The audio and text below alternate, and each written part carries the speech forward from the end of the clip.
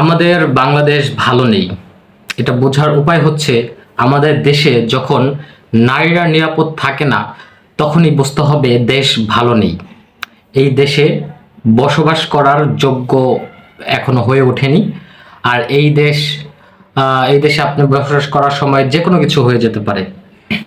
কারণ এই দেশে আপনাকে পুলিশ মারতে পারে, আপনাকে ছাত্রলীগ মারতে পারে, আপনাকে আরো বিভিন্ন দিক থেকে আপনার উপরে আক্রমণ আসতে পারে, আপনার দাবিগুলো মানবে না এবং আপনাকে ন্যায্য অধিকার দিবে না। এছাড়াও বিভিন্ন জিনিসপত্র আপনার সাথে ঘটতে পারে। বিষয়টা হচ্ছে একটা ন্যায্য দাবির আদায় করার জন্য ছাত্রদের এত কষ্ট করতে হবে কেন?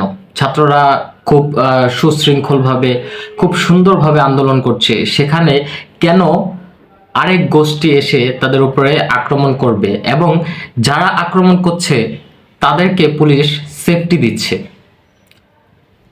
বর্বরতার কতটা নিচে চলে গেছে আপনারা একটু লক্ষ্য করেন যে নারী শিক্ষার্থীদেরকে ছাড়া হয় নাই এবং নারী শিক্ষার্থীদেরকে কারা মারছে? ছাত্রলীগ মারছে এবং ছাত্রলীগের সাথে টোকাইরা মারছে। মানে ছাত্রলীগ কতটা ভয়াবহ, তারা সিঙ্গারা, সমুচা, বিরিয়ানি, টাকার লোভ দেখিয়ে টোকাইদের নিয়ে আসছে মেধাবী শিক্ষার্থীদের মারার জন্য, নারী শিক্ষার্থীদের মারার জন্য। এটা অবশ্যই যারা প্যারেন্টস আছে, যারা অভিভাবক আছে, তাদেরকে ডিসকারেজ করবে যে তোমরা দূরে যেয়ে পড়াশোনা করো না, তোমরা সেফ না, বাংলাদেশে তোমরা এখন সেফ নাই, তোমাদের সাথে যে কোনো কিছু হয়ে যেতে পারে।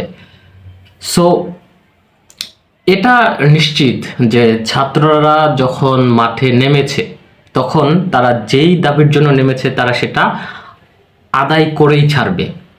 কিন্তু এটাও নিশ্চিত হয়ে গেল যে বাংলাদেশে কতটা নির্মমতা চলে এবং ছাত্র ছাত্রী, সাধারণ নাগরিক কতটা ভয়ঙ্কর অবস্থার মধ্যে আছে, কতটা থমথমে অবস্থার মধ্যে আছে।